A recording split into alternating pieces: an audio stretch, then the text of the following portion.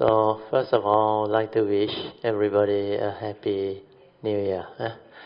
Today is 1st January 2022. It's a Saturday. So how you all feel after almost 2 years? New beginning. Do you all realize that chanting is different? You can actually understand it so differently. That type of collective chanting when we do together, even after almost 2 years, you realize this thing has become like more stable, more strong, the vibration, everything. And it seems like you very naturally can come back into it. That is very important. That is what you do frequently, consistently. So even after almost 2 years, you can still fit in very easily. Then everything like very naturally coming back, and it will charge up your faith and your understanding. Then you can feel the vibration at your heart area with the faith. That is how it will activate your nature. Then it will make your heart open up. That is how cultivation is to be done. That's why for real cultivator of the way, no matter how long they may not be exposed to Dhamma or what, but the moment their nature hear all this truth or Dhamma, that nature will connect. That's why it can understand. Just like this life. When I came to University in Malaya, the first day I met Kesri Dhamananda, then I went back and I had meditated. Then my mind went in. For 4 hours I was meditating, but that was the first time I do my meditation without knowing what is meditation, and yet I went in. Then later on, I decided to visit that Brickfield temple. Then while I was driving my motorbike there, I still remember upon approaching the vihara, I heard the Pali chanting. Then I was asking myself, what is this? So familiar. And I set it down very fast. Then even the Mahayana teachings, the chanting, my nature naturally can understand and receive them and follow the recitation. All this points towards what happened in the past. Otherwise, this nature cannot. That's why what you do consistently with understanding, this will be your inheritance. And when you can do this together with the Bodhisattva or the yellow card, you stabilize all this understanding. In future, even without the sasana, when you come, all this understanding will be there. You can pick it up. It will come to you. So this is what you need to understand. Whatever training you have put in does not go to waste. But you do it through memory, through knowledge, through repetitive chanting without understanding, then it does not help you. Then later on, when you come, you may be familiar with all this, but your faith is different. Because that faith is faith in repetitive training or repeating all these things. Then it's like you feel good when you're together in a group doing the chanting. But if you have cultivated with understanding, this chanting will give you the faith, the understanding, that you will open up your nature, then you will receive truth. It's very different. That's why thought-based, knowledge-based repetitive type of cultivation will not bring forth the understanding and the awakening.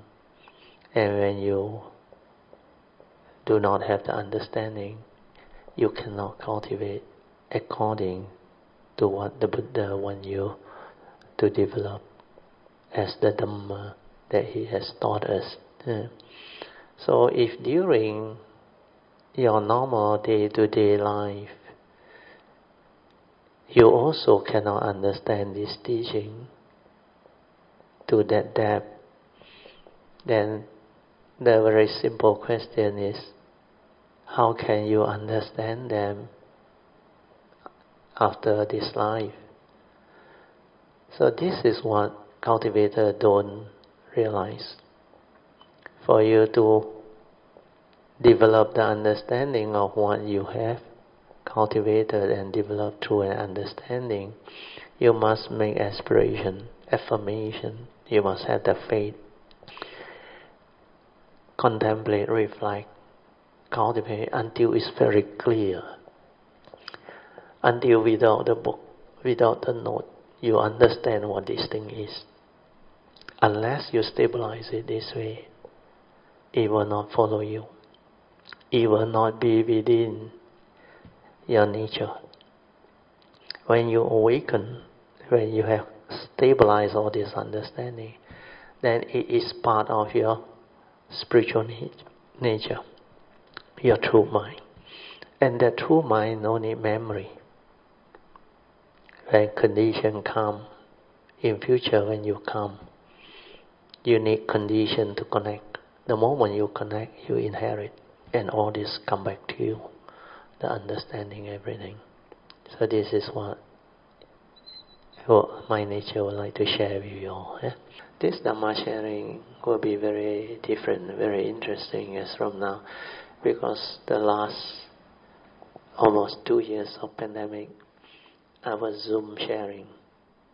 We actually make a big difference to the understanding, because the first sharing was the Heart Sutta. We took 8 months to go through instead of 8 days, 8 to 9 days at the retreat. There is a big difference.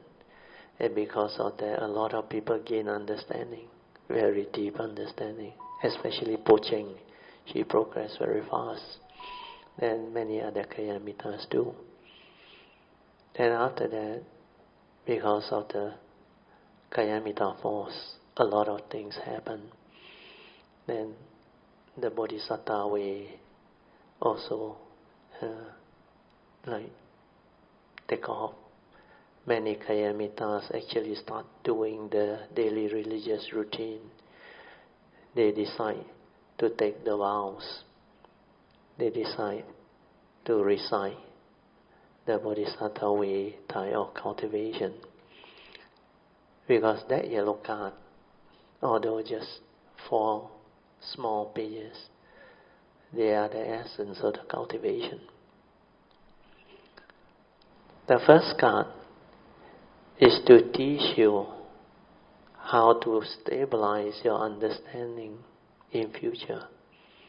So you make aspiration by invoking power of merits for causes and conditions for you to have the following right views, which are very important for cultivation. Kama niyama, citta niyama, and Dhamma niyama. Kama niyama is a big topic, the law of karma. That is how the advice of the Buddha comes about, because in his 5 daily contemplation, the last one, he said, we are all born of our karma, heir to our karma, conditioned and supported by our karma. We are what we are because of karma. So if you don't take care of karma, your life will be entangled. You will get into a lot of trouble and situation. So because of that, the advice of the Buddha is to avoid all evil, to take care of karma, to cultivate wholesomeness wherever there is condition, following Noble Eightfold Path. Then purify the mind to develop the meditative awakening. Then after that, the three types of right view, very important. It was spin off the understanding of the subsequent essential Dhamma. That's why we all recite how we can develop the understanding of the five aggregates of form and mind, the two aspects, so that we can cultivate. Because the final summary of the First Noble Truth is regarding this five aggregates of form and mind. The Buddha said, in short, it is due to your grasping, clinging, and holding on to this five aggregate of form and mind via Sakkaya Ditthi, self-delusion, that it conditions suffering. Means the upadana khandhas are dukkha. So when you understand this five aggregate of form and mind, the two aspects, especially the first and second aspect, then you know who are you, what are you, and that this form and mind is not what you think, it's a karmically conditioned form and mind for you to come to live life. Then the second aspect is how your mind functions, how you function as a human being following paticca samuppada, the thought process, the content of consciousness. These are all connected to the teachings. Then after that, you recite the universal characteristic, the five aggregates, rupang aniccaṃ, rupang anatta, vedanang aniccaṃ, vedanang anatta. Then you repeat for sanya sankara vijnanam. Then sabbe sankara aniccaṃ, sabbe sankara dukkaṃ, sabbe dhamma anatta. So develop stability of this understanding and vow to have this right view and right understanding, life after life, whenever you come. Or you have to come, or you choose to come. Then right view with regards to the law of mind, the dwelling, you must go through it.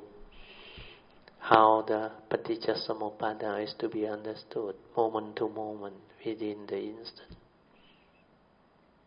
Then how to apply all this teaching. Then when it comes to the third right view, Dhamma niyama. Basically, Dhamma, the essence of the Buddha's teaching is a Four Noble Truth, truth that can make you noble one, so enlightened one. So the three turning of the Four Noble Truth under Dhammacakkappavattana Sutta is what the Buddha actually reminded the monks and the cultivator of the way. That even him, as a bodhisattva at that time, he has to understand this Four Noble Truth in his three turning, or the 12 mode, in order to qualify himself to be an enlightened being or Sammasambuddha.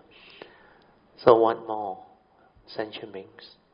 That's why these three turnings of the Four Noble Truth, you must stabilize it, develop the clear understanding, so that life after life you come, you will know how to have this right view, right understanding. Then cultivation becomes very simple. Then you will also know you have two minds, the true mind and the mundane mind. Then of course the three hallmarks of awakening, no thought, no mark, and no dwelling. All this stabilize it, so that when you come, you will be able to receive all these teachings. Then how to have the other type of aspiration or vow to break your karmic obstruction. That's why you seek forgiveness, repentance from triple jam, from all beings, and from all other karmic offense that are not included in the above two. Then after that, you invoke the miscellaneous vow. Then you take the four basic vows of a bodhisattva. Then you invoke, as a bodhisattva, when you walk this way, you will keep the three sets of pure precepts. These pure precepts are actually the advice of the Buddha, but expanded. So all these are very useful, very helpful. Yeah? And you do this, your future cultivation all taken care of. Yeah? These are the understanding or teaching you cannot find from other place or books or what. Where this one is very seldom taught. Very few people have the understanding. So with this, I will end my sharing. So we'll continue our second session, which is just normal Dhamma discussion. Yeah. Thank you, Brother Teoh, Mrs. Teoh, and all Kayanamitas for giving us the opportunity to have this. And really very grateful for your presence. And we hope that this year will bring the world more peace, more harmony, Sadhu. more good health. Actually, I really wish to thank the good condition to have this place. For whenever we can have function, we have a place, conducive for everyone. I would like to thank actually Sister PG for recommending me the main con. And I would like to thank our main con, Mr. Mel, who has been coordinating for this one for about 2 years already. And also the first site supervisor, Mr. Patrick, second site supervisor, Fu Sifu, so many of them, and the 2 Indonesian workers who has been with us for the past 2 years. Mainly the 2 of them has been working here. 2 person from starting to knock down until today, yesterday, one of them still here, cleaning up the car porch for me. So really we are very grateful to them. Very grateful. And grateful to our subcon, Mr. Wu, electrician,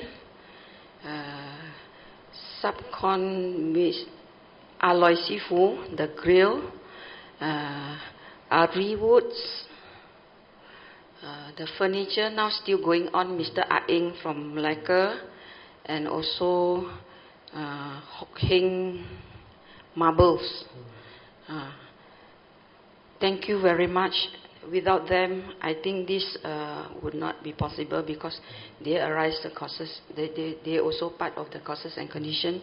And I hope to share all marriage accumulated from this place with them, so that they have good life, they live healthy, and they can have their good life to this marriage they will accrue to them, to share with them. And also I would like to apologize to the nature, to our neighbor who has been so patient with us, all those things that cause uneasy to them. I will apologize to all those that inconvenient caused to our neighbors and all the beings around here. Sadhu. That's all. Okay. Thank you. Sadhu. You can also thank all Kayamita for coming to make this session possible. Yes, thank you. Thank you each and everyone for coming. Really grateful that you make it. Thank you. Today is like a very special, auspicious day. Formally, for the new year, we come and have this small group of Kayamitas to help give blessings and warm up for this place. So we all should rejoice. Sadhu, sadhu, sadhu.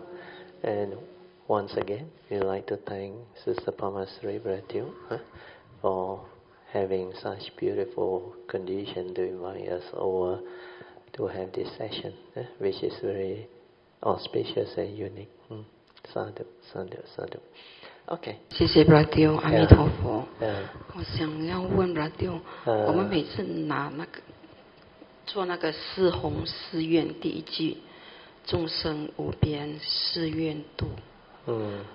请问 Brother， 在我们这样的现在这个 situation，like our condition as a cultivator at this pandemic time，what is the most conducive things for us to do to help the sentient beings? Okay, good. Just now you mentioned in Mandarin the 四 what?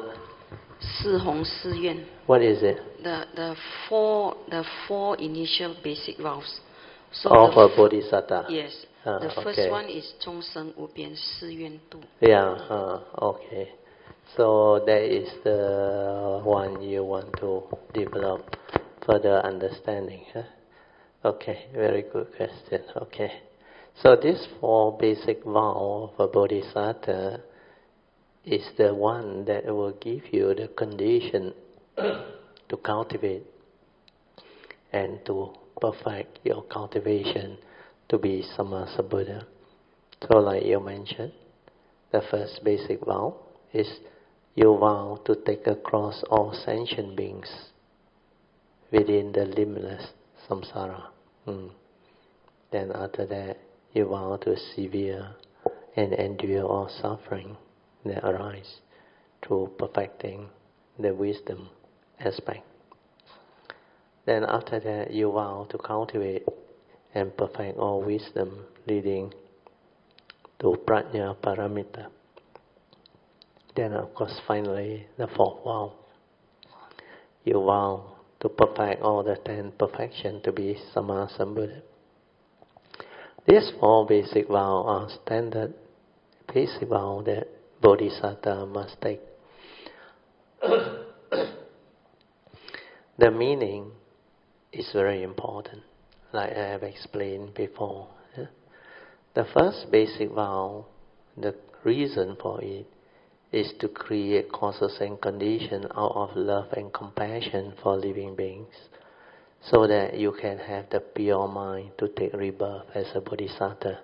Without this first vow, to take across the limitless living being in this universe, you cannot have the condition to come back and take rebirth as a Bodhisattva through that pure mind.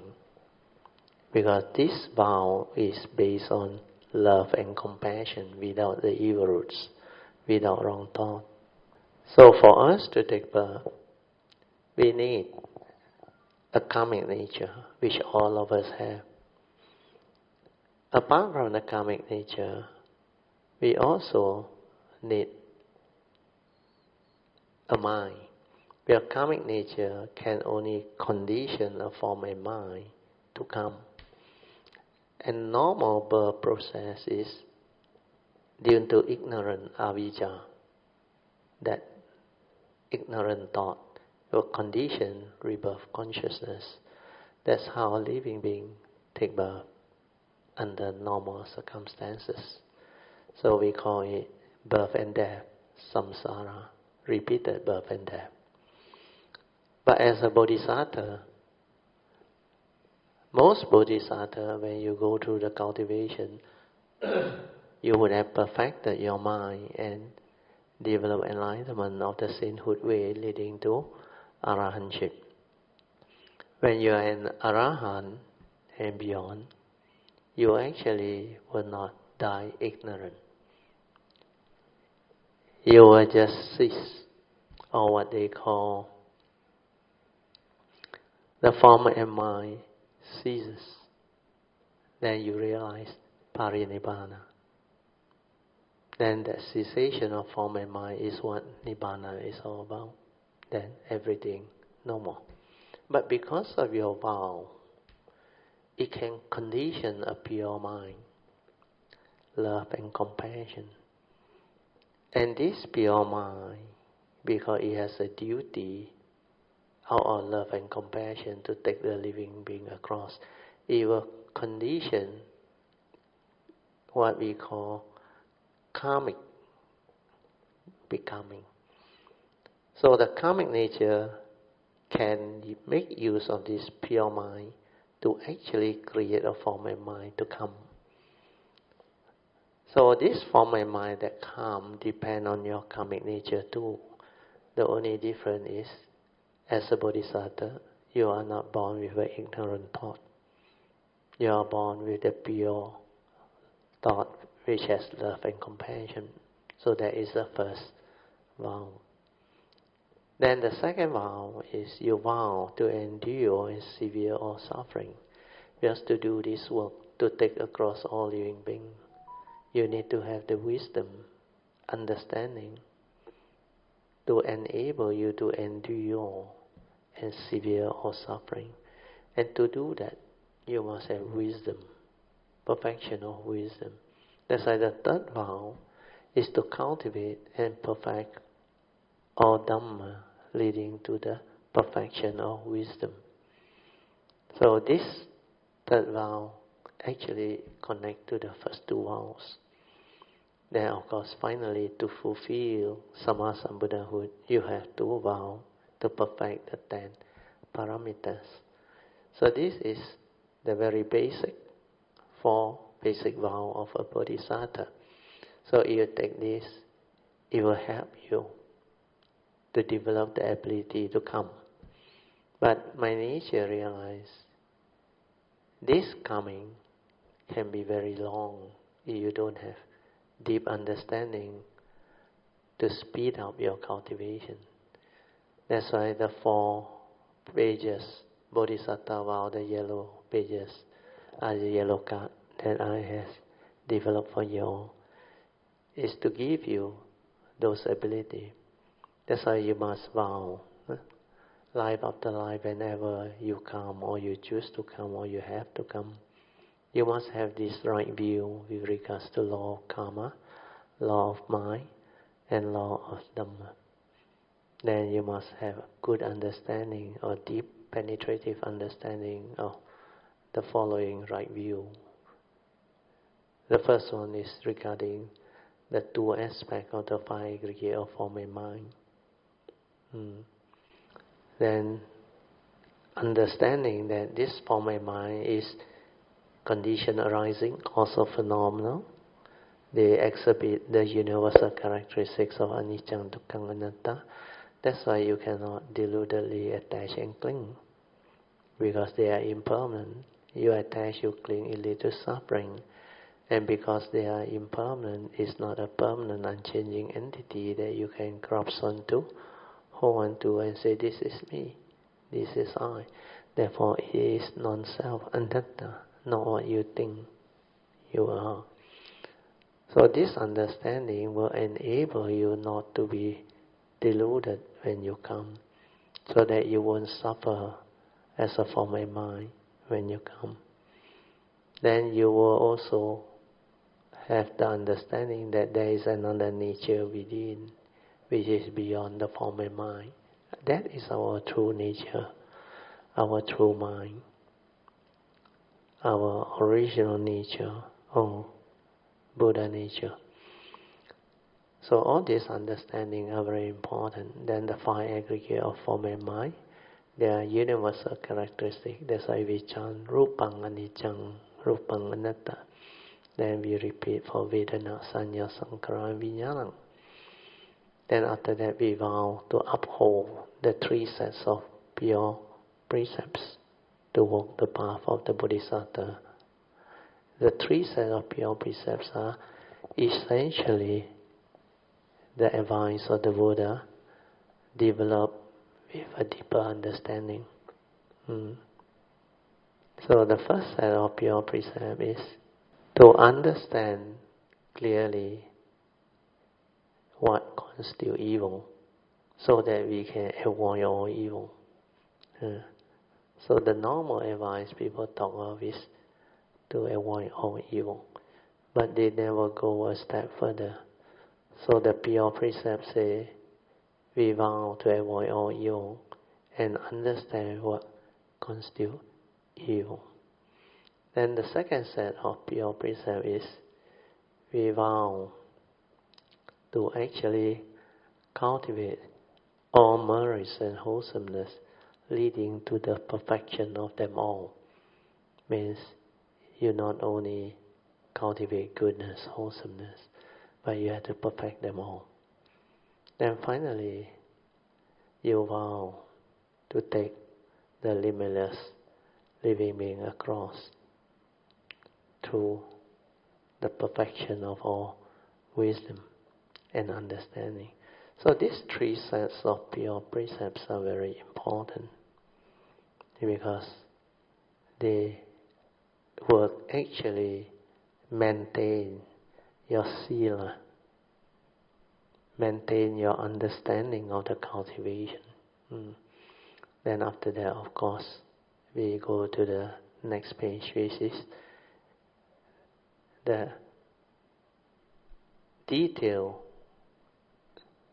explanation of how you can break your karmic obstruction, how you can ask for forgiveness from the triple gem, from all beings, and also the third, ask for forgiveness for all other karmic offense that are not included in the above. Then after that, you can have your own other miscellaneous vow to complement whatever that we have already developed. Then after that, you take the 4 basic vows following the format given by Samantarabhara Bodhisattva, which is Pusen. So all this is what you need to develop as understanding. Then, like you said, under this pandemic time, how can we make use of this understanding to be of use or a blessing to all? So I have already explained, you have to understand what this cultivation is all about. The 4 basic vows is just the basic thing. But to speed it up, you need to know more than all this. That's why the yellow card is the summarized understanding that you must have. Then when you have this summarized understanding, you will know how to cultivate. Because nowadays, like just now I used to explain to Brother Suyan and Mifong, a lot of Buddhists, so-called Buddhists, they are taught the Dhamma in a very academic way, or what we call knowledge-based. Yeah. So if you cultivate Dhamma without understanding, you will end up having knowledge or thought-based Dhamma knowledge, which will not be useful for you to use in life, because you cannot apply them. Then when you confront lives, you will still suffer, because those Dhamma that you learn are very theoretical, knowledge-based, and you try to recall through memory, which is most people do. So if that is the way, then very difficult for you to actually put the Dhamma into practice. Where the Dhamma is to be understood first, then only you can cultivate them. That's why the first 3 right view that the Buddha taught are very important. Right view with regards to law of karma, karma niyama, then right view with regards to the law of mind, citta niyama, or we call the teaching paticca samuppada, the 12 link. And finally, there is the right view with regards to truth, noble truth that the Buddha has taught. He called it Dhamma niyama. And of all the truth that the Buddha has taught, he summarized them into these 4 noble truths. Arya Satcha. These are truths that can make you noble ones or enlightened one. That's why it's called noble truth, not any other truth. Then there is a 3 turning for this 4 noble truth. You have to develop them in order to have the ability to understand the teaching. So coming back to the first right view, law of karma, how does it affect the cultivator? Why did the Buddha took so much effort and time to teach this aspect of right view? So when you have the real understanding, then you can develop clarity of understanding to put it into practice. Basically, the Buddha said, there is this 5 daily contemplation that you have to contemplate, where this one is with regards to life, the realities of life and existence. So is it every day as a practitioner or cultivator or as a monk, you need to reflect that this body of ours is of the nature to grow old, get sick and die, for it has not gone beyond old age, sickness and death. So this is what the Dhamma is. But not to, like a parrot, repeat this, commit to memory and thinking that you know. Because when people ask, what is the 5 daily contemplation? Oh, you can rattle it out. But do you know the intended deep meaning of this? What the Buddha meant is, this body of ours is of the nature to grow old, get sick and die, for it has not gone beyond old age, sickness and death. These are the first 3 contemplations. What does it mean? What the Buddha wants you to understand is, each and every one of us have a physical body made up of the 4 elements. And this physical body is not you, where there is no consciousness, nothing. This one goes the way of nature. That's why it's subject to change. It will go through old age, it will fall sick, and finally it will die. Where these are realities of life and existence. This is the reality of the form, goes the way of nature. This one is impermanent. If you attach and cling, you suffer. Because if you want this body to forever young, don't grow old, don't get sick and die, it's impossible. You will suffer. Where when condition is such, it will fall sick, it will grow old. Your senses will fail you. Then finally, of course, it has to die. Consciousness has to depart. Then you call death. So without clear understanding and this daily contemplation, you will deludedly grasp to this physical body, where most of us think this is what we are. We are born into this world, given a name, given an identity. Then we go through life.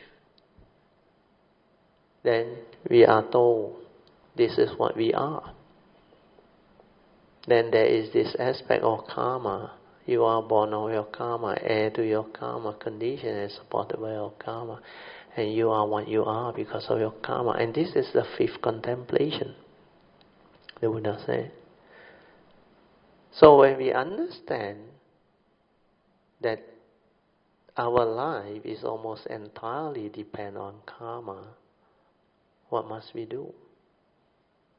Yes, the Buddha say, you reap what you sow, do good begets good, do evil begets evil. You plant the seed of evil, you will reap the fruit of evil. So all this is about this nature's law of karma. So if we are born of our karma, heir to our karma, conditioned and supported by our karma, and we are what we are because of karma, which means our life depends entirely on karma, almost 99.999%. So in order to have the good life, what must you do? You must take care of karma. That's how the teaching come about.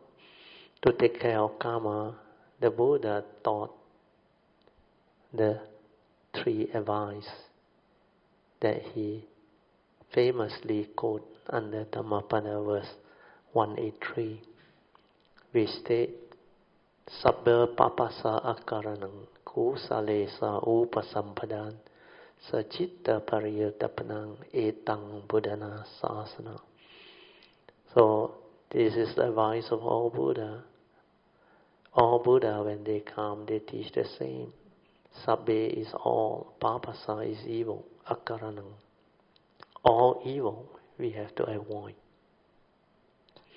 Then kusalesa means wholesomeness, upasampada. Wherever there is condition for you to do wholesomeness, you must do them. Then finally is sachitta. Chitta is mind. You have to purify your mind. Sachitta pariyodappanam.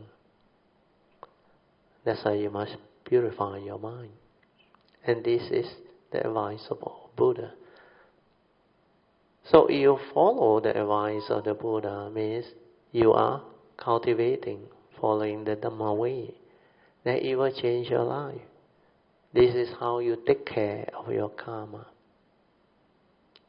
So when it comes to avoiding all evil, what did the Buddha teach? That's why his first teaching is keep the precepts. Because these precepts are very important, minimum 5 precepts. Excuse me. If you violate them, it constitutes major evil. You can check them, the 5 precepts. Whoever who breaks the precept has the evil roots of greed, hatred, and delusion. And these are the 3 evil roots that make you evil, cause your karmic downfall, karmic negativity. That's why to keep the precept is to avoid evil. That's why precepts are very important, and it's mentioned under the instruction. We undertake the training rule to abstain from doing all those things. So the training rule is to develop mindfulness and awareness, to be aware of our mental intention. If you know what constitutes evil, the 3 evil roots of greed, hatred, and delusion, you must expand on it. And when you are mindful and aware of your mental intention having this evil root, then you have to abandon it through the 4 right effort. The first of the 4 right effort. Then after that, when you have stability of understanding, you can prevent this wrong thought from arising. That is the 2nd right effort. Then the 3rd right effort is to cultivate whatever right thought, right speech, right action that are still not in you, so that you can transform your life, change your life, improve your life. Then finally, the 4th right effort is to refine upon all these right thought, right speech, right action that you have cultivated, and perfect them all, so that your 4 right effort will constantly purify and transform you character-wise, personality-wise, to make you a better person. Because if you consistently apply the 4 right effort, you will be able to abandon all the wrong thought, wrong speech, and wrong action, or prevent them from arising. Then you will cultivate the opposite right thought, wholesome thought, right speech, and wholesome speech, and also right action and wholesome action. Then you will live your life in accordance. That's why right livelihood will fall into place. And this is how you should understand it, to develop the cultivation. Then from right view, you arise the right thought, right speech, right action, through understanding what constitutes evil and what constitutes right thought, right speech, and right action. There's a noble eightfold path come into place.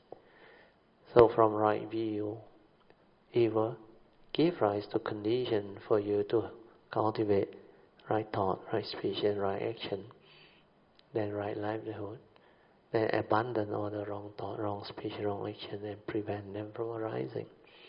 That's why the 4 right effort also fall into place. Then you will live your life in accordance, which is right livelihood. That's why Noble Eightfold Path is the meditation, is the path that leads to the end of all suffering. So understanding this is very important. Then finally the Buddha says, you must purify your mind. To do that, you need right mindfulness. You need to be mindful, aware, sensitive. You need to train your mind to be ever mindful, constantly meditative. And you add these two together, you become heedful. And Dhammapada verse 21, 22, 23 confirm. Heedfulness is the path to the deathless. The heedful never die. Whereas heedlessness is the path to the dead. The heedless are as if dead. So when you understand this, you know how to cultivate. Everything that people teach you, whether it's meditation or whatever, or Dhamma, if it doesn't lead you to the understanding of this and train your mind to be heedful, you should come to realize that this is not the teaching of the Buddha. Whereas the teaching of the Buddha always ends out with heedfulness, leading to the cultivation of the Noble Eightfold Path. So this, more or less, will summarize the initial understanding of cultivation, so that you will not be gullible. Wherever you go, if people teach you theoretical Dhamma, thought-based Dhamma, knowledge-based Dhamma, then you know this is not conducive for enlightenment. This is not the Buddha's true teaching. The Buddha's true teaching is to have the three right view. From there, to be worthy of the Buddha's disciple, to be worthy of being called a Buddhist, you must at least heed his advice to cultivate accordingly, to avoid all evil, to good, and purify your mind. So this aspect, when you understand, you will not deviate, you will not go wrong. Then coming to the second right view, which is the Paticcasamuppada dwelling, or the law of mind. That one you need mindfulness, stability of mindfulness, to see your thought process, the content of consciousness, how you actually arise as a human being, how you function as a human being when you live life, how you become conscious of what you see, what you hear, what you smell, what you taste, what you tactile, feel and think. Then when consciousness arises, what happens? What do? You tend to input the content of consciousness, which is based on your memory, which have your views, opinion and conditioning. Your phobia, your fear, your insecurity, before you are enlightened, all of the emotional negativity, the evil roots, they are all there. So if you act according to this memory, which will give rise to all the deluded thought, heedless thought, leading to suffering, then you are not cultivating it correctly. But the problem with living being is, that is the only instrument they have, the thought and the memory, which are just your conditioning, your belief system, your views, your opinion, and everything that you accumulate as memory means all of your good and bad experiences in life. Like I explained just now, your phobia, your insecurity, your happy moment, unhappy moment, your whatever selfishness, craving, desire, attachment, sorrow and lamentation, all this you accumulate as memory. Then when you accumulate them, your brain becomes cluttered. Like there is no space.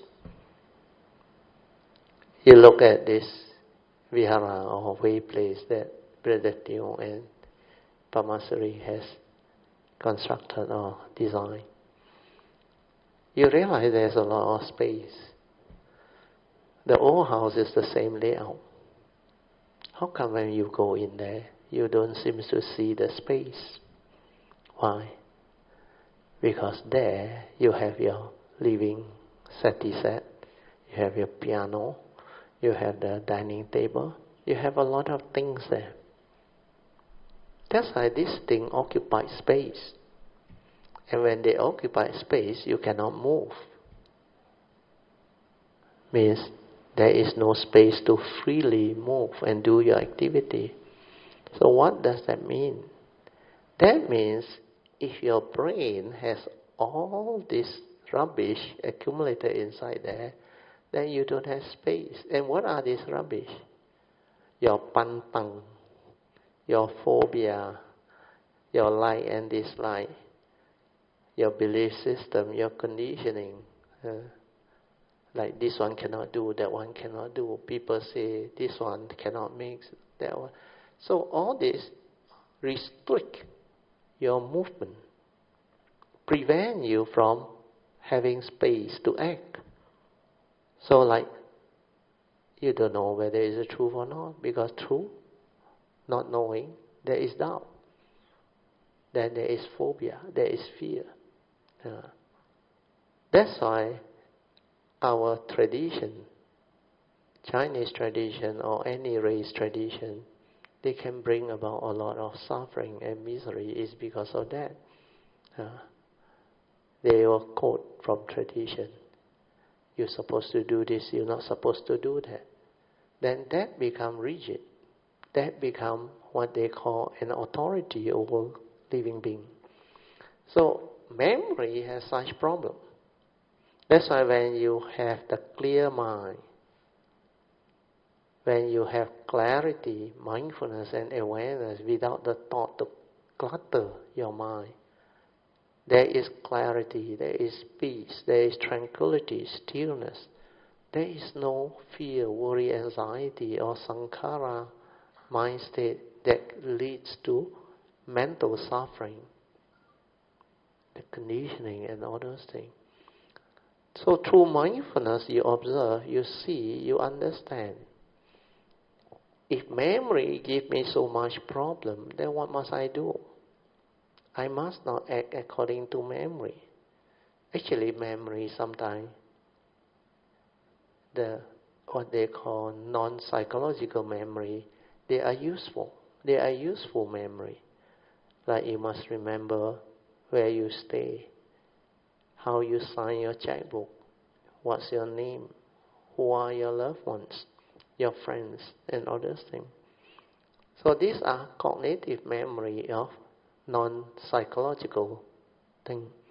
Then you can use thought or memory to learn the science, the maths, the technical thing, to study engineering, medicine, law. All this need memory. But when it comes to cultivation, you cannot use thought, because what you want to realize is the Dhamma that is beyond thought, beyond mind. Then when it comes to psychological problem, which is our mental problem, again, you cannot use thought. Your thought is egoic. Before you are enlightened, all your thoughts are wrong thoughts. That's why you will get yourself entangled. So, enlightenment, like the Buddha says, is beyond thought. So the instrument that you use to meditate must be awareness, which is beyond thought, beyond mind. That's why you start with sati, mindfulness. Then you stabilize it to be ever mindful. Then use it to cultivate Noble Eightfold Path. It becomes heedfulness. That's what the teaching is all about. So having this understanding, you start to understand how to cultivate. You have to start with sati. To have sati is very easy. The moment there is no thought, your true mind surface, then you are aware. No need to try to be aware. No need to practice awareness. There is no such practice.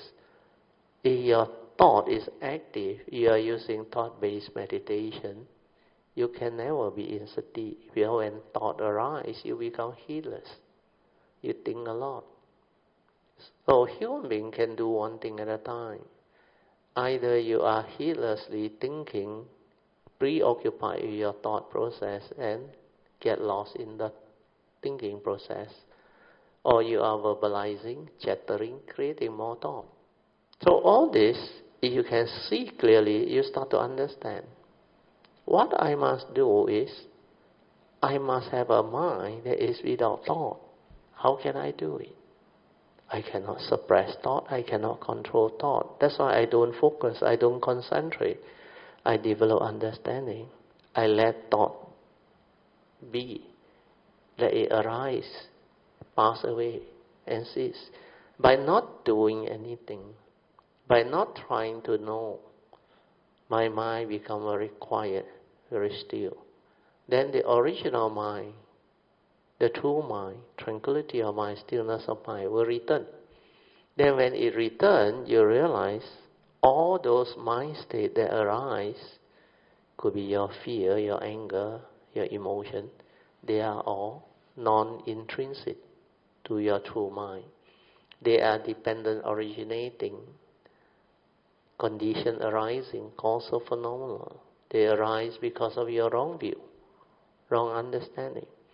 So acting according to memory is not acting at all. So you see all this, then you start to understand how you function as a human being, how your mind stir, react with every moment of sense experience.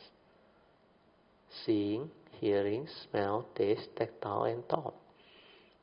So this is what vipassana is all about. To develop the understanding, to insight into phenomena, to realize the universal characteristic, to realize that thought is impermanent. They come and they go. They arise and they pass away. They are not intrinsic to the true mind. Before they arise, there was no anger, no emotion. So all these are dependent originating.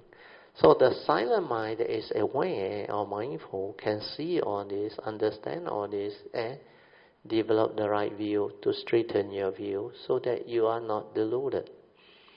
Then you will develop the wisdom and the understanding through the direct seeing, the silent mind. Then that silent mind can insight into phenomena and awaken. That's how wisdom come to be. So when you want to live life, you have to act according to Dhamma understanding, the wisdom way, following Noble Eightfold Path, not through memory.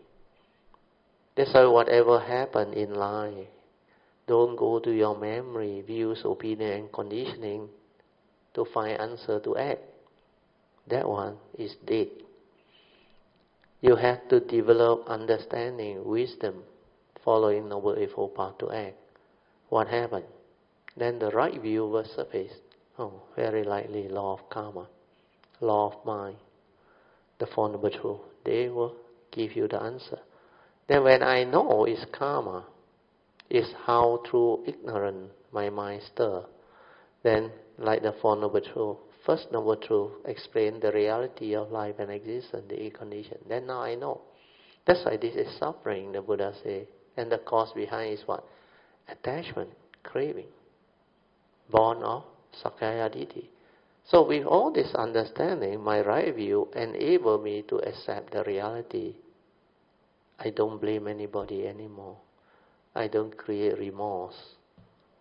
I don't do all those foolish things. I just accept the reality, be at peace, then I move. I ask myself, how can I resolve all this amicably so that I can move on with my life and be a blessing to all? That is cultivation. So from this right view, you will condition the right thought. So I must speak appropriate thought process. I must arise right speech, gentle, pleasant, and good speeches that lead to harmony and understanding. No more the four type of wrong speech. Then I must act with understanding, virtue.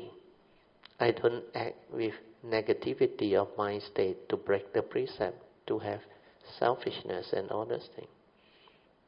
Then with that understanding, I can proceed to arise the four right effort to constantly purify and straighten my view and improve my understanding so that I have this wisdom called Yoniso Manasikara. Can be born of direct seeing or contemplation or reflection on the Dhamma or hearing. So when this understanding through the straightening of view arise, it becomes part of my nature. We call it wisdom at the moment of sense experience, or the Buddha call it Yoniso Manasikara. Yoniso is wisdom. Manasikara is attention.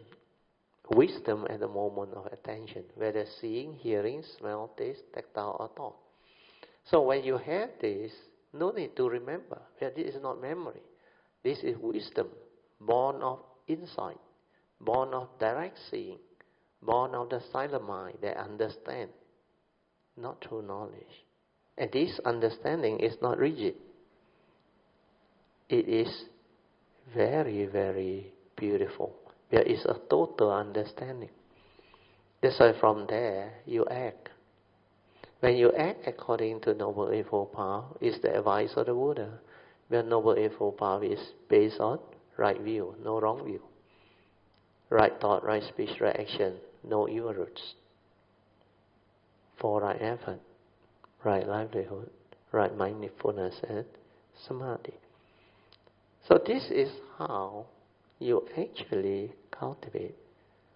So hopefully with this understanding you will not be gullible and you know how to move, how to develop the actual cultivation. And that is what your question is. How can you apply the Dhamma understanding, especially the 4 basic vows of the Bodhisattva? So I have explained the full thing. Yeah? So listen to this recording. It will help you develop a lot of understanding. Then you will start to see very clearly why living beings get entangled. Yeah, the only instrument in life they have is the thought process, the mundane mind, the thinking mind, the memories with its views, opinion and conditioning. And that one is heedless, egoic. That one cannot free the mind. So if that is the only instrument you have, you cannot meditate. You will be doing thought-based meditation. It is very obvious. That's why whatever training or teaching that they teach you, it does not bring you to the understanding of how to develop mindfulness leading to heedfulness. That is not the Buddhist teaching. Okay? Yeah. Sadhu, sadhu, sadhu. So hopefully that explanation will be very useful, and at least this is recorded, so easier. Yeah, early on, I think a lot of Kanyamita came, including recently Jayanta, because they didn't record what I said, so they know it's very beautiful, but they cannot remember much, so they have to listen many times. So this one recorded, I think, will be useful. It can help many people. Okay? Yeah, sadhu. Maybe just some comments. Good. Recent events that we have to go through. Yes. That one will be useful. We're very grateful for share those experiences. The collective sharing of merits and metta with yes. June and us.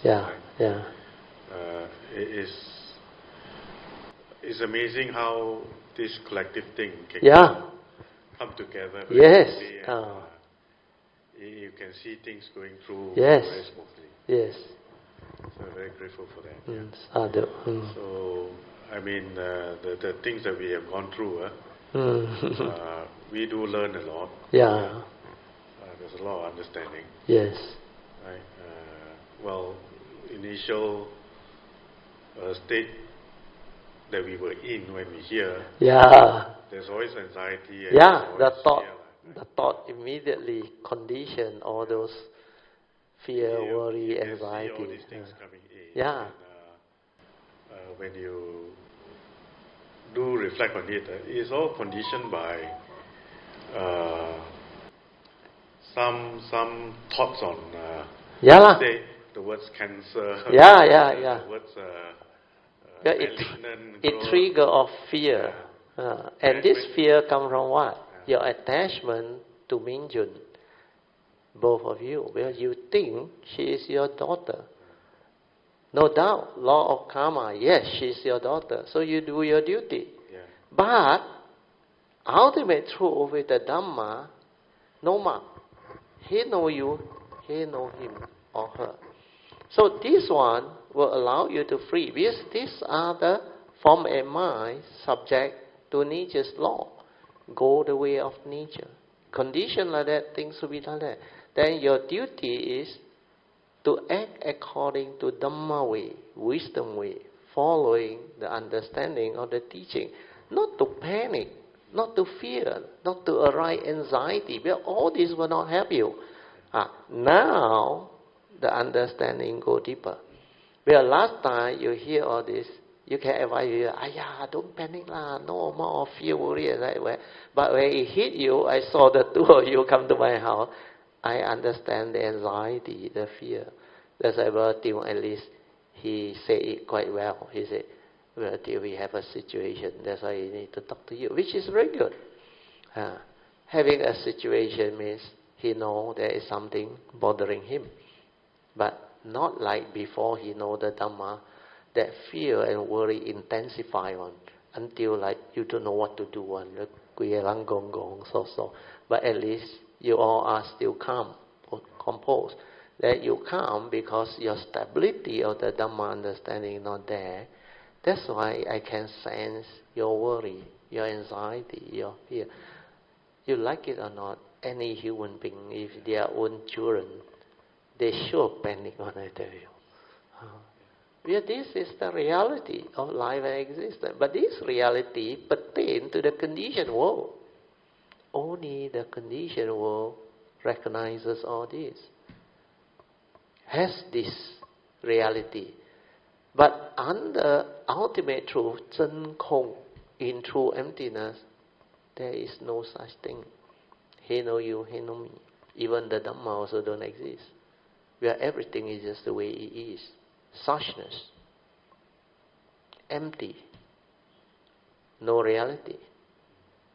We are no mark. So that understanding will allow you to act. When you act with that understanding, then you understand form and mind is form and mind. Ultimate reality is ultimate reality. So under the law of karma, I got a duty. Because she is my daughter. That's why I taught the two of you do what you have to do. Need to seek repentance, ask for forgiveness on behalf, help her to do. Then your cultivation already there, your merits, your whatever wholesomeness already there, invoke power of merits for turn around. Then I will ask Kayamita to help send metta and radiate love and understanding. Then share merit, transfer marriage for your well-being and Minjun's well-being. That's why all this help. These are tangible things. The worry, the fear, the anxiety are non-tangible. And that one is wrong thought, conditioning, suffering, misery. It makes you like worrying. Worry is lack of peace, anxiety, then the stress, the fear. All these are negativity of mind state. So now you relate to all this is through the second turning. The Buddha said this first noble truth or dukkha is to be understood. How can you understand it?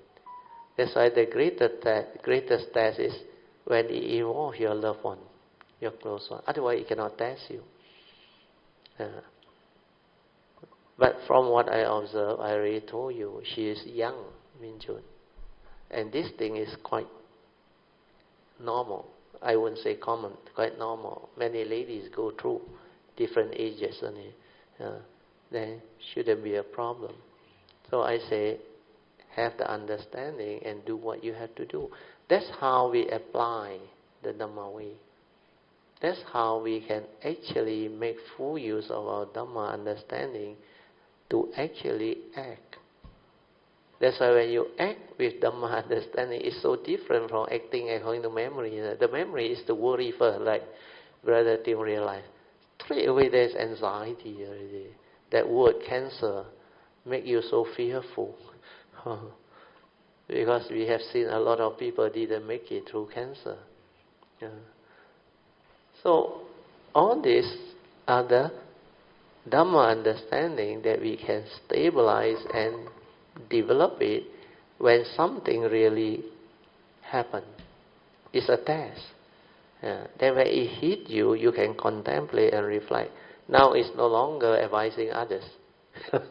It's advising your own form and mind. If you don't have the two aspects of Dhamma understanding, you cannot cope. The fear will arise, the anxiety will arise. Then the attachment is always there, you realize. Because that reality, you cannot say, hey, no mark lah. Mingjun is anicca dukkha anatta. When you have this Dhamma in this conditioned world, there is a law of karma. The relationship thing is so real. It is there. That's why you can love, but don't attach. You can give, but don't attach. Understand? No? So everything the form and mind do is the duty in accordance with the law of karma. But ultimately behind, there is no reality. He know you, he know me. All these are conditions arising, phenomena, come and go, impermanent. As real as can be, is only within the moment. Split second is day and gone. And the thought is also the same. That's why the present moment is just a moment. Split second is day and gone. If there is no mundane mind, no memory to hold on to this, then everything is empty. But because the memory gives rise to conditioning that make you believe that you are the parents. There is a daughter, Minjun. She is facing this possibility. Then the thought will project. Where the thought is egoic, has fear. Before you apply the Dhamma, it will move. And the movement of thought is what causes suffering. Where there is craving.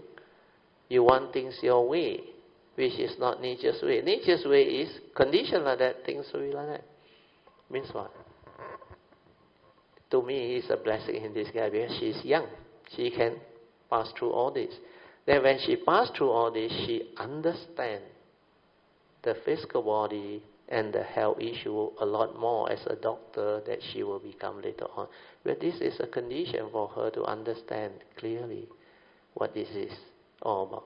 So that he'll know how the patient will feel when they are going through an operation and all these things. And this is what Dhamma is all about. This is where the teaching really comes in. But very few people understand this and know how to apply this. After I explain, maybe it appears easy. But when it hit, 90% or caught off guard, the worry you see manifest in your emotion, your face, your feeling. It's true that you can never say, I have enough faith. Yeah, cannot. You cannot say that I have enough understanding. Yeah, unless you awaken. You awaken already. Until you will only realize how much faith you have. Yeah. After that thing. After you face all this. But whatever understanding we have, it does help us. Help a lot. Help a lot to cope. Yeah. Right? Then it gives you the understanding and the joy and the faith. That's why your gratitude is there. You all appreciate life more rather than taking for granted a lot of things. I suppose we were also quite composed. Yeah. Right? As relatively. As more facts comes in, you look at the real situation. Correct. That fear that you relate to the worst case may not be the reality, may not be the reality. So you begin to... Yeah. Then you start to develop more and more confidence. Then this teaching is also not something that I'm going to apply this knowledge or apply this. Yeah. You can never look for Dhamma and start applying. Yeah, cannot. You must have the understanding first. It must come up from the understanding. The understanding. Yes, I understand this. Then you will know how to act. It's automatic. No need to panic. No need to panic. Just let things be. Right. Condition like that, things like that. So you do your best, do your duty. That is more important. And when the facts comes in, you know what options you have. What's the best? Because you have clarity, you didn't panic already. Then you know how to make appropriate decision. Then you also have your contact, and Minjun has all her good karmic conditioning because she helped a lot of people. So the lecturer, everybody also, when they know his Minjun, they are willing to help. That's why all this is coming. You reap what you sow. If you have done things correctly, appropriately, it will create condition for others to appreciate what you have done. And this will actually manifest to help you. That's why whatever you do, come back to you. If you are selfish, heedless, and doesn't bother about other people, when something happens to you, nobody will remember you. Or even they remember you, oh, that lady, cannot lah. She very, very mang zhang. She do this, she do that. Straight away, people don't feel that there is a necessity to help this type of people. Where you reap what you sow, you created karmic negativity in the first place. You don't have love. You don't have understanding. And you are not sensitive. So life is whether you know the Dhamma or you don't know the Dhamma. If you don't know the Dhamma, it will lead to downfall. If you know the Dhamma, it will lead to straightening of view, improvement in your life, and your whole of your human nature, character, and personality will change for the better. Because knowing the Dhamma, when you put the Dhamma into practice, it will transform you as a human being, personality-wise, character-wise, understanding-wise. You become different. And this is what cultivation is all about, where you follow the advice of the Buddha. And it will lead to purity, awesomeness, no more delusion. And all this will pave the way for the good karmic conditioning to continuously arise. That's how you have the good life. It's like taking care of karma by following the advice of the Buddha. You don't have faith in this, you don't do this, you will get into trouble. A lot of people doesn't bother about life until they are involved or entangled or hit severely by the reality. Then only they seek help. Then after that they ask, what happened? How come like that one? You experienced before, no? Then a lot kena until very serious already, like Jayanta brought on. Kaula one. Then they come only. They want to find out what is it that they don't understand about the Buddhist teaching that can help them to apply this teaching. Because the two he brought, both also supposed to know the Dhamma. But the second one is better. But when I ask them about the basic essential teaching, they don't understand. They still act according to memory. They fear. They were worse than Brother Teoh and Pamasuri. Because they don't know what is going on. The first one told me, I remember, because anyway, no need to mention. His son, 4 years old, got some problem. So that problem, which is mainly due to karma, got two parts. One is when he is asleep, unconscious at the time. The other one is when he is conscious. They can't understand. So the husband thought maybe because of his lack of good karma, lack of spiritual practice that give rise to the karmic condition for him to go through this suffering because of his children. So he had a funny idea. I don't know if people tell him or he himself believed. He said, if I attend novitiate program, I will develop merits, wholesomeness, then this karma will change. My son will recover. They have this style of thinking. That's why he go for novitiate program. Shave, do all this thing. Do you know what I advise him or not? I said, so what happened after your novitiate program? Your son's still the same. Didn't change. In fact, they cannot understand what is going on. The wife was having problem. Very traumatic and severe. So, both also worry. Then I say, okay. What makes you believe by going to novitiate program, you actually can cause a difference and develop what they call change to help your son to recover and to make your karma good? I say, is it by shaving your head?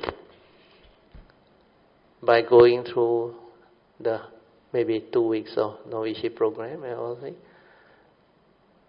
He said that was what he understand, what people tell him and all those things. But then I say, ask yourself a very simple question. By shaving your head, doing all these things, without learning the teaching, do you think it can help you? And then only he start to understand. I said, you go to novitiate program, you come to Dhamma, it's because you want to seek the teaching.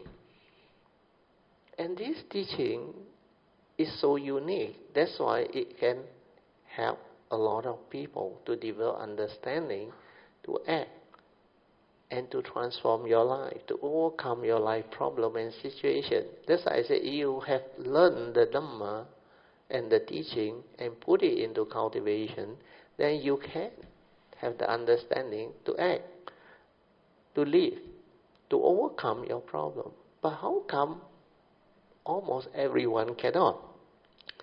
Because the real teaching was not taught at the novitiate program. They only go through the chanting, what they call the usual routine, the formality. Then they got sutta class, they say. And the sutta class, I call it to Jayanta, he also fell asleep. Where they teach Mahasatipatthana Sutta.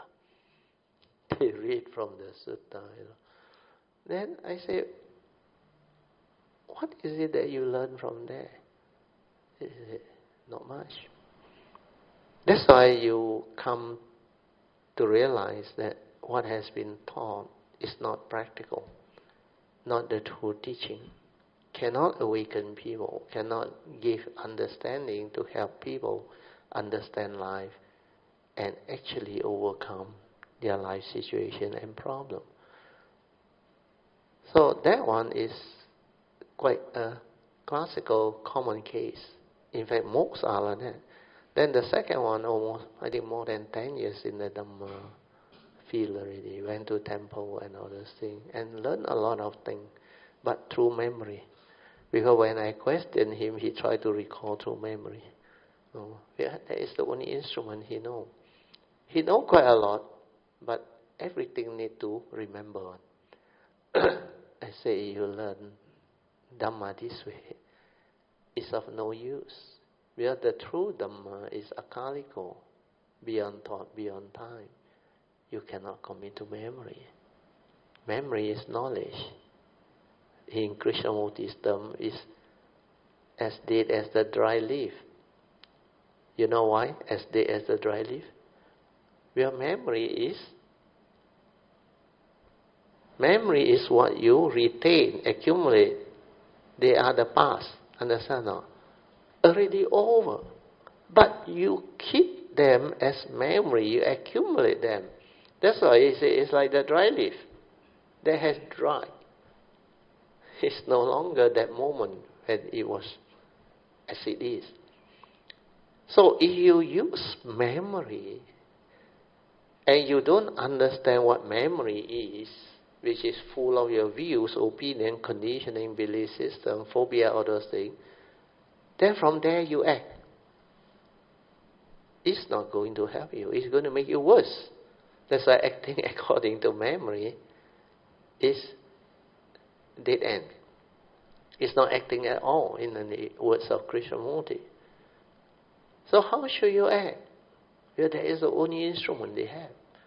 You should act with understanding, which is the Dhamma way. And understanding is so rare, so difficult to come by. It's not just rattling the Four Noble Truths, three turning, anicca, dukkha, anatta, the precept. These are all theoretical Dhamma, knowledge based. But how to link them? How to understand the purpose and reason for all this teaching?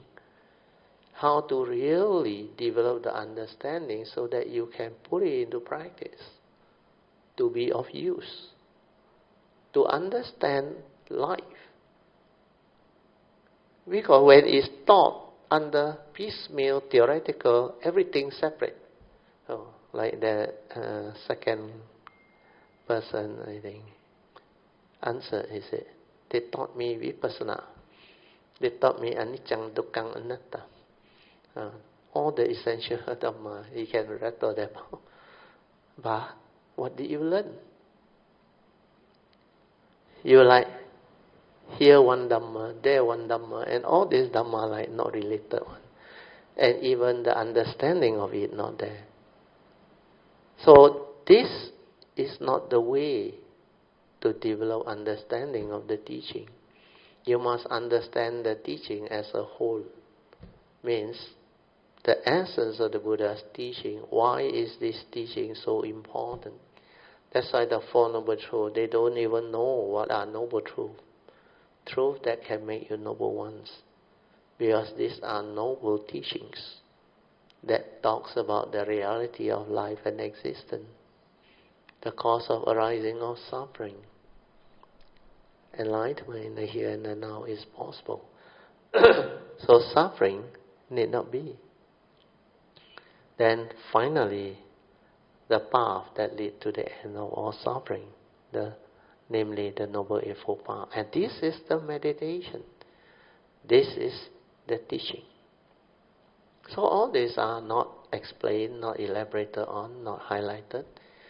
And even the teaching of it also not there. Noble Eightfold Path, the first right view already so heavy, the teaching, so intense. But how many people know what are the right views? They use the word, see things as they are, to experience the truth, the reality. All these are words. It doesn't have meaning if you don't have the understanding. So that is the reason why you will go through all this and experience all this. And like what Brother Teoh shared was very good today. Because he really confronted the First Noble Truth reality about relationship. That's why when you have relationships, the fear of separation, the fear of that children getting sick, going through all this reality, is really, really tremendous, intense.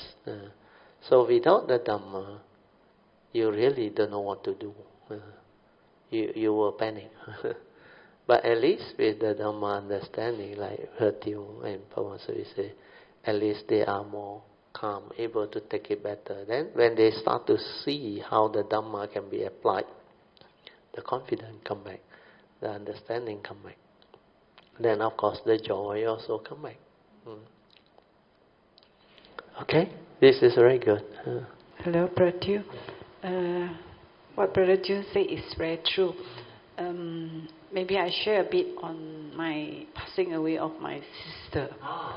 当我听到我的妹妹 ，sorry，当我听到我的妹妹生病的时候，她在昏迷的时候，其实我心里没有什么的想法，我就讲，她没有好好的照顾自己， Yeah. 因为生病是因为我们自己没有照顾好我们自己嘛。然后我就跟 Brother 讲，然后我就做我应该做的。Yeah, that's why I told you this is the reality of life and existence. Just let things be, because the condition is such. Yeah, I know the sister earlier on, they were not on good terms because that time both also don't have the Dhamma. Then later on when Alicia has the Dhamma, then when they are very serious only they approach Alicia. Then Alicia still do what she need to do. But like we all understand, everyone have to face life based on their karma, their conditioning. So these are reality of life and existence. Towards the end, when something like that happens, you don't expect miracle to happen. You don't expect, wow, I get kayamita to read it. Cannot. Because this is not that kayamita that is with us, then we can do something. But if it's under those conditions, we have to see if there is affinity, there is other type of possibility or condition, then well and good. Then we do our part, like what Alicia said, she just do her duty as a sister because of the affinity and all those things. Even my own mother and my own father, I knew when the blood tests come, organs have failed, but they live up to a very ripe age. My mom lived until 89. That's why I tell my brother, at that age, no need to worry about what he eat. Just ask him what you want. Then we took him out, discharged from the hospital. Then he said, Asam Laksa. We went and take him to have Asam Laksa. But that is the more appropriate thing to do. Where my father told me in the hospital that 1 or 2 weeks, he doesn't like because of the drug they give to him. Every specialist come, give him antibiotic injection. Then he said he take that drug, the medication and the injection, like he doesn't like all these things, and he is a sincere, he know what for. Then he keep on telling me, he said he wants to go back to Alhasta, go home. I said, okay, let me confirm something. Then my sister came, I said, ask the doctor, do a detailed blood test and let me know what happened. So my sister told me he saw the blood test, the organ, most of them are failing. So I said, if that is the case, then what for? I want to do all these things. I said, we might as well get some of our brothers and sisters around, then talk to Father. What is it that you want? Oh, first thing he want Asam Laksa. So we take him out on a wheelchair and straight away go. Then after that, he wants to go by Alhasta, discharge him, and I drove him back. And I can see the joy in him when he was discharged. Then surprisingly, when he reached Alhasta, he reached the home, the place where he stayed, he was very happy. Then the same day I drove back, then my brother called me. He said, well, I told my brother, when he's home, try to convince him to go to Penang Adventist Hospital. Well, that is the place where he had his first surgery when he was young, the ulcer.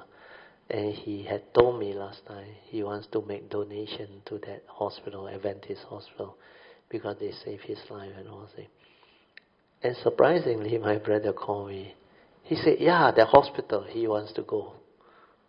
I said, I meet him. Then he went there, he somehow tell my brother, he said, wow, we should buy one bed like that one. The hospital bed can jack up, jack down, and all those things, to have it in the house. I said, yeah, we'll buy for you. Don't worry. Oh, then he stayed there. But when he was there, we knew his organ failed already. We just want a second opinion. The doctor in Adventist hospital also went through the blood test. He called us. He said, "You all better get ready." Very difficult already. Because the heart, everything, 70% is already failed. So not much you can do. So these are reality of life and existence. That's why I said, never mind. At least we keep him in the Adventist hospital where he like, and fulfill his wish. If he want to donate, we help him to do the donation. Then he was very happy. Then even on the last 2 days before he passed away, well, that time my brother and sister take turn to see him. He was full of joy. Then finally, when he was about to die, he know. My father know. He called my eldest brother's eldest son, Changpa Koko. He said, "Call your papa, uncle, all come. I got not much time left." So within 3 or 6 hours, he passed away peacefully. There was joy, there was wholesomeness. Then I told my mother and my brother, "Don't worry, Dad did his duty very well. And as a medical hall practitioner, he helped a lot of people. This life, he has a lot of wholesomeness. He went back to China to help the brothers, the children, everything. And he sacrificed a lot for our family and our children, my brothers and sisters." I said, so we do what we have to do. That's why we did a proper funeral. Then my mother, as usual, been traditional. He want to burn the paper house. So we said, no problem, because we have to understand he's my mother of that era. So whatever she wants, I say, I'll do it for you. But the understanding is very important, I told my mother. That's why finally the weather, the condition was such, it let her see, that hiring all the namolo and all those things, burning the paper house and all, got no meaning on. And my mother quite thrifty on. Then he came to know about the bill, she jumped. She was so unhappy. Then he asked me, "You call the Tzu and the Buddhist one, Buddhist society one, to come, how much you pay?" I said, "No need money." They said, "Up to you. 包一个红包也可以." Wow, is it like that? Next time I go Buddhist way. That's what my mother told me. That's why after that, my mother's time very simple. Tzu came, they do up everything. I'll let you continue. Sorry. Yeah. Brother Teoh, actually, when 他们跟我讲他的 organ fail 的时候，我知道他不能了。But then after that， 他们说过了 I think 10多天，他讲要 discharge 出来去那个 normal ward， 我也觉得不是很好。So 我就 let things be. But then until 他们跟我讲他已经 passed away 的时候，我的 first thought 就好像 Brother Teoh 讲的，哇。I'm not going to attend the funeral because I'm going to cry aloud. So I'm not going because she stay in JB. So the thought, 讲很多故事，然后我就静下来，我就跟我自己讲，因为他的 funeral 4天嘛，所以我就跟我自己讲，我静下来，我就让他自己 manifest， 看我到底会去还是不会去，因为。我的哥哥的我也是这样，我就是让他自己 manifest， 然后我才打算去还是不去。然后 PG, I mean of course I need to thank PG and LC. I see LC said being a friend of you for so many years, I think you should go. I say yeah, but I'm still waiting for the condition whether I should go, I shouldn't go, things like that. So I just let things be. Then they came, LC 说你应该去 ，then PGU text 说你应该去。我说 actually 我已经打算去了，可是我要Freddie 载我嘛，所以我就要问 Freddie，因为 it's a long drive for us and we haven't been traveling for so many I mean so many years by driving down. But in fact we had a very sort of like peaceful journey going down and coming back as in, because we don't have so much of this sadness or sorrowful. Not like normal people. We somehow stop by to Moa and see the plant, because reality is what need to be done already done. Already so done. on the way back, 我们是很带着一个，就是说 at that moment 我去看我妹妹 last 就是说那个前一天她出山那一天，对，我就从来没有看过一个尸体，就是之前我有 fear 我不大敢看的嘛。可是可能是因为我的妹妹，我把她看得很清楚。我从她的头发、额头、全部眼睛，每一个部分我看得很清楚。然后我可以感受到那个 coldness of the body.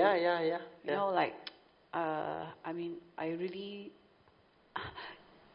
feel I don't have fear towards this dead body Definitely, anymore. When you understand, no more fear. So it was. And you can look at it as it is, no problem. It is devoid of consciousness. Even when they are sick with the conscious, you can sense whether they have suffering or not. You can sense. Then whether the karmic consciousness is there taking over, you can sense it. Then when the consciousness has passed away, you also know. Because the sign is very clear. No more. Then that's why you can feel the loss of heat. Heat no more. It has become stiff, cold. You can sense them. Yes. And surprisingly, when I was there, 我去到。就好像我 preempt 有 call 就我的 thought 跟我讲我会哭，我去到我就是这样子静静 aware 四周围，我不知道我没有哭，我没有哭，然后 that's what 就讲的 that's not the truth, but our thought is like the one through the mandate mind, through the conditioning, keep on wanting to come out. But the understanding is there, you won't cry. Why must you cry? Like the Buddha said, whatever there is of the nature to be born is of the nature to die. So what has been born has already come to pass. No amount of sorrow and lamentation can bring back the dead. 你哭来做什么？karma 就是 karma, reality 就是 reality， 过了就没事了。好像广清老和尚讲的，对也接受，不对也接受，不论如何都要忍辱，忍辱就是波罗蜜。So when you accept the reality, it's not about right and wrong. May happen already. Like people ask him, why you don't grieve? Why you didn't do this and didn't do that? He said, the life and the existence, when you understand is, while you are alive, you do your best. 做完了，没事了。That is the Dhamma. After you have made the decision, done, means done. Why are you going to worry? Ayo, did I do it correctly? I could have done better. Who is saying all this?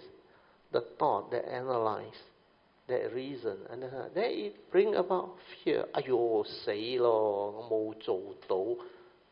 The reality is, you make the decision and it's done, finished. That's why 广清老和尚有一个，做完了，没事了。Why you want to go and think and worry about it or create the remorse? No point. The reality is, at that moment you make the decision, you move based on understanding, finish. That's why 做完了，没事了。And your mind very clear. You won't go and worry. Ayo, we did right. what happened if that person come to know? All this 就是你的那个 thought, or what they call the mundane mind, projecting, creating the doubt, the fear, the worry, the anxiety. And this is what Sankara is all about. That's why Sankara Anicca. You attach and cling, it brings about suffering. Sankara Dukkhang. Then Sankara Anatta, non-self. So they use the word Dhamma, means the conditioned and the unconditioned. They are also non-self. Even the unconditioned, that true mind, that true nature is not you. Because it is not an entity that can come out and live life. Cannot. That one is a nature. Finish. No word, nothing. The Sayanaka true mind is not an Atman or a being or a personality. No. That one is just a nature. Finish.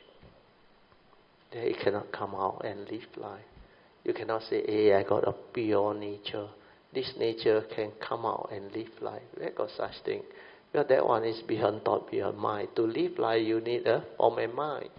Vehicle and a tool to come to the conditioned world. Where this is the reality of the conditioned world. That's why that teaching, which is so profound, is very different from the Hindu teaching that believe in the supreme self, the super Atman, or they call it the true self. No such thing. It's a nature. It's a nature. Very good. 好啊，萨德。然后当他们说你比他大，你又不可以送他，然后you know the 那个是 tradition。对，然后我不要去信那些东西。然后我讲 OK 变紧，然后我就在灵堂前跟他告别，那个就是我跟他讲，就是要怎样去，然后他的 future 啦，跟他讲应该怎样讲。讲完之后 ，of course the moment of emotion is there. But it's a short moment. 因为毕竟是姐妹嘛。所以我觉得，可能因为我们姐妹也有，就是我们的 karmic affinity 很奇怪的，我们兄弟姐妹就是 somehow 每个都有每个，就是我哥哥我哥哥也是生病嘛，那我现在我姐姐也生病，so 我妹妹也生病，因为我的一个 friend， 那个 doctor 已经 passed away 了啦，他是我们的 family doctor， 他时常都其实我应该讲我很感恩，我能遇到他。我在30多岁我就遇到他，他就一直就照顾我，跟我说，你35岁之后你的健康就会一直走下坡，所以你要很 take care 你的 health。But 我还是很 heedlessly 的用这个 form and mind。Until 有一天他就他从来不讲我，有一天他 I think 2-3 years before 他 passed away， 他就跟我讲。Sorry to say, you never really address your guts properly. 就是你没有 take care 你的肠跟你的 body. 所以我就好像 suddenly 醒过来，然后 what he says is really true. Then 我就去学习怎样吃东西，然后 Plus Freddy 的 cousin 就在旁用那个中药给我调，然后我就这样慢慢学习怎样吃，然后而且可能因为我的 karmic 就是那边一个 turn around， 所以我慢慢就好起来，所以我就是觉得可能我的 blessing 很好，所以我也很感恩大家，感恩全部所有在我身边出现的人。来，我的妹妹，在我妹妹过世之后，我觉得我更加觉得，哎呦。真的要更加珍惜这个 form and mind 跟周边的所有的因缘 in the way 就是condition 里面的，还有我自己的修行应该怎么样去走。哎呦，真的是不容易，因为这个 form and mind suddenly 讲就是 cease 了，所以 It can separate anytime. Anytime. Of course 我很感恩 Freddy 能载我去看我妹妹最后的一次，还有就是我所 go through 的，我周边身边很多贵人啊，like Yeah, Song said, yeah, I said yeah. you are the part of it, and of course Brother Teoh and all the Kayamita is my Yeah, 贵人，所以我的人生的转换点，所以是相当的一个很大的 miracle。而且今天我早上第一个醒来的时候，我就问我自己。哇，今年2022 1月1号，然后 What is your new resolution？ 然后我给他，然后我就想了一下，然后我就去做我的 duty。所以感恩大家，也感恩啊，我们有这样的 condition 一起感恩阿弥陀佛。Yeah，阿弥陀佛。Yeah。Brother， 因为我时常是在睡觉before sleep 我开那个mini recording 在听 ，but most of them 因为每次一躺下去一下子我就睡下去了。then sometimes midnight 的时候会起来 then 我才去 off 掉它。then this morning 我一个 thought 就是想，我有没有听到嘞 ？I mean， 每次一开了。I think less than 5 minutes 我就整个人就睡下去了。但 midnight 又起来又 off 掉，就所以我想问 Brother， 就这样子我时常这样子的在，然后每次 Brother 又讲我们要 understand 他，但每次又没有听到，哎呦That's why I explained to you before. It depends on your cultivation. If you have already reached the stability where your nature、has already like the gateway you have located it, then you know how to listen from there. Then you don't need the words. When you listen from there, the vibration will go in and the Dhamma will go in. So what you need to understand is, don't try to know. Silent. Just let things be. But based on your explanation or sharing, you say you doze off and you become the unconscious or the subconscious and the unconscious. There is still listening, but not much. Yeah? It depends on how you sleep. If you sleep with awareness, then you are still conscious. You are still aware. Then the awareness that is aware of the vibration, you don't have to remember the words. You don't have to like normal listening. You just silent, maintain awareness there. Then the vibration will go in. So it depends on your cultivation. And most people sleep already, they become unconscious. So that one, whether you all know or you don't all know, different. But sometimes that Dhamma sharing, the non-human may be listening. So it does benefit them. And sometimes they want to listen, they will condition you to on. They will listen. Because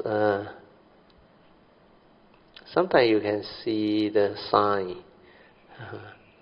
So when you on, then when the non-human rejoice or appreciate what has been shared, the weather condition will change. Then sometimes there will be heavy rain, thunderstorm, everything. Means they want to listen. That's why when I share, when certain Dhamma come out, my daughter also know, sometimes China also know, in my house there rain like anything. Suddenly, from no reason, sunny day, suddenly. Because all these are possible, even in Cameron Highland, it happened. That everywhere I go and give the sharing, especially if it's the first day, it will happen. Like that day, the 5 or 6 of us come, it was raining too. So all this is what nature's phenomena is all about. So no need to know whether you have listened or what. Yeah, when I say you have to listen attentively to develop understanding, means the normal first turning, the hearing. Then when you listen from your heart, sometimes you can listen with the understanding. But if your nature wants you to go and rest and be aware, no need to listen to the words. Just silent awareness there and let the vibration go in. Just aware. That vibration is the Dhamma already. Because the Dhamma, there is taken in by the nature is the vibration, not the words. The word is for your rational understanding. Is when you want to use thought to develop the understanding, then the word is useful. Then you need the words. 文字. Apart from that, you don't need words. That's why sometimes mind to mind, you don't need words. You can understand. Already there. Then that nature already received. That's why sometimes the teaching can be transmitted mind to mind. They call it 相应, mind to mind. Brother Teoh, 我想问一下，以前当我的就是我的 surrounding，就说我平时在做东西的时候，我就会把那个 chanting on 掉。可是 recently 我发觉到我很喜欢静哦，就是我 prefer silent 到完，对对对 ，nothing at all， 就是对对对，就是哇，你要 enjoy 那个很很舒服的那个，你是在做东西，就比方说今天早上我在吃那个豆芽，然后 because 我自己种的，然后它很多壳，所以在吃的时候啊，我发觉到哇。那个 silent 好舒服。Your nature will know. You will feel very good. That's why you will off them. Then you will just be with that nature. Yeah, good. Sadhu. I thought of something because Sister Alicia mentioned the silent. Then I remember recently I attended a friend's birthday. Then she has a daughter, and then I haven't seen her family for a while. So when I visited, I updated. Even her mother also asked, "What are you doing? Come back from Singapore?" And I said, "No, I retired. I live with my parents." They said, "Come a whole sen?" No, actually very nice, very peaceful. But then when I'm there at her house, I found out the environment in her house is very different. The daughter say, come, you must see my room. Then she talk nonstop. Then she says, sit there. Then she show me her toys. Then after that come out. Then after that she will make a lot of comment. Then talk to the grandma. Grandma also make comment. Then the family non-stop talking one. Then I noticed, 这个家庭没有停下来坐坐的哦，很不同。It's like my family, we sit down, we sometimes sit down eat. Don't have to talk. I mean, sometimes got talk 一两句， then 继续咬。这个家里东西还没吃完就已经讲，然后站起来拿东西，一个人全部忙。我想哇，巴萨，我很不习惯，好像很乱。我可能很久没有接触其他家庭的环境，还是没有常出去了，那就也是一样喜欢比较静的。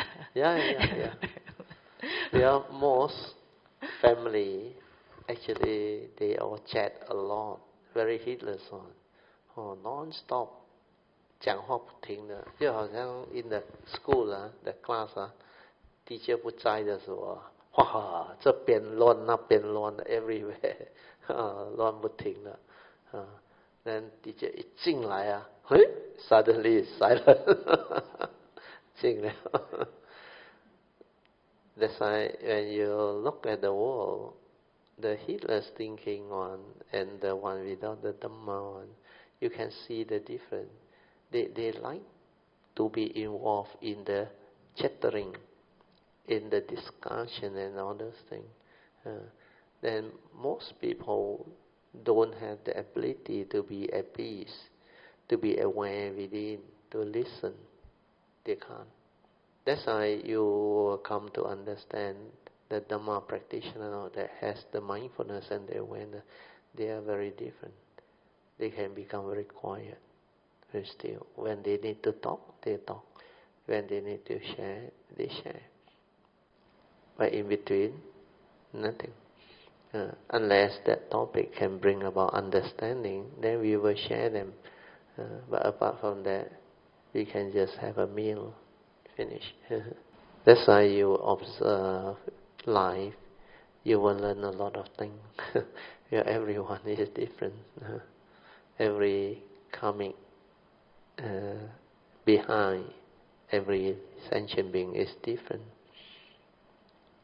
Like Alicia's family, the siblings' life and her life, they are very different. Where they came from that background, that karmic conditioning. Then you look at Jayanta Bringwan, also having a lot of problems. Then he himself with Ananda also got their unique problem. Then you can see most so-called Buddhists, they behave very differently. So everywhere you go, you see, you learn. Especially last time when the pandemic hasn't hit that time. Everywhere I go and give talk and give sharing, I always observe. Then I can feel a lot of things, I can sense a lot of things. Even the audience, the participants, the organizers and all those things. Then their temple, how they do things and all those things. So you can see.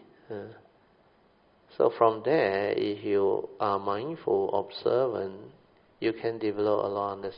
That's why the talk that I give, they also realize I base it on the condition there and that. Then I speak, and from there I start. Then I relate to what happened. And seldom you will find a talk that I share is like a person who has prepared the speech and deliver standard one. I cannot do that. So it's very different. So Dhamma is a living Dhamma. It's not a static Dhamma. You cannot just rigidly hold on to knowledge and share. If you do that, it becomes rigid. And everything is like mechanical, repetitive and all those things. But the living Dhamma is condition like that, things will be like that. What is being shared also depends on the condition. That's why I say, if you don't create condition, Dhamma cannot flow. But when you create condition, Dhamma flow. No more question means no more question. We just let things be. Sadhu, sadhu, sadhu.